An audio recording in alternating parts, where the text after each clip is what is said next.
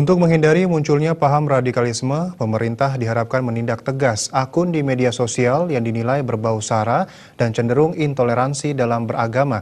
Terlebih dalam akun tersebut tersembunyi sebuah keinginan oleh oknum ataupun golongan tertentu untuk kepentingan-kepentingan tertentu dengan mengenyampingkan persatuan dan kesatuan bangsa.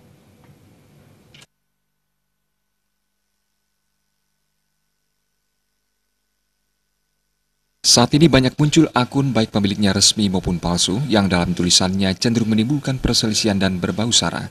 Bahkan status yang dibuat kadang menyudutkan golongan tertentu dan berbau sara, sehingga menimbulkan perdebatan di media sosial hingga berujung ke proses hukum. Akademisi sekaligus Rektor Undiknas University, Profesor Gede Sri Dharma menyatakan, saat ini ada sebuah pandangan hukum, keyakinan dan agama tidak lagi mereka taati maupun dijadikan pedoman, sehingga mereka keluar dari norma yang ada. Namun justru sebaliknya, agama dijadikan sebagai dalih dalam mencapai kepentingan mereka, hingga menimbulkan perpecahan dan keutuhan NKRI.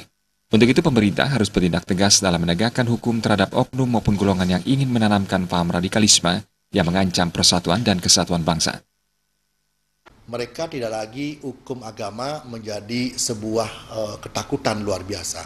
Kalaupun mereka mengatasnamakan agama, padahal sesungguhnya mereka tidak takut sama hukum agama.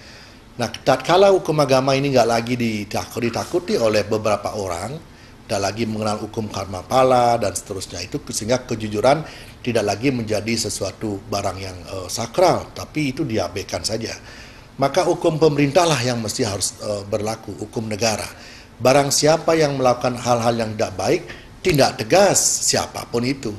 Tentu ini akan membuat negara akan menjadi nyaman. Masyarakat pun yang hidup pun menjadi lebih tentram, sejahtera, dan damai.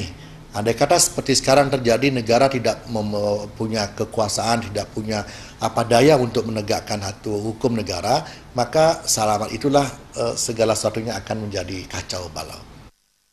Sri Dharma menyayangkan fenomena ini seolah-olah terjadi pembiaran karena banyaknya kepentingan dari golongan tertentu. Terima aja dan Bayu.